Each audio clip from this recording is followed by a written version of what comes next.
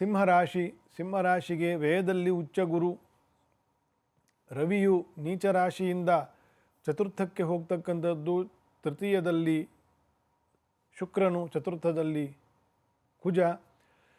ಇದು ನಿಮ್ಮ ಧೈರ್ಯ, ಸಾಮರ್ಥ್ಯವನ್ನು, ನಿಮ್ಮ ಪ್ರಯತ್ನವನ್ನು ಇಮ್ಮಡಿಗೊಳಿಸ್ತಕ್ಕಂತಹ ತಿಂಗಳು.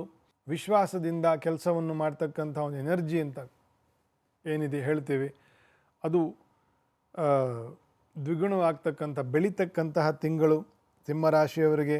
ರಾಶಿಯಲ್ಲೇ ಕೇತು ಮತ್ತು ಸಪ್ತಮಾಷ್ಟಮದಲ್ಲಿ ರಾಹು ಮತ್ತು ಶನಿಯ ಒಂದು ಸಂಚಾರ ಇದ್ದೇ ಇದೆ.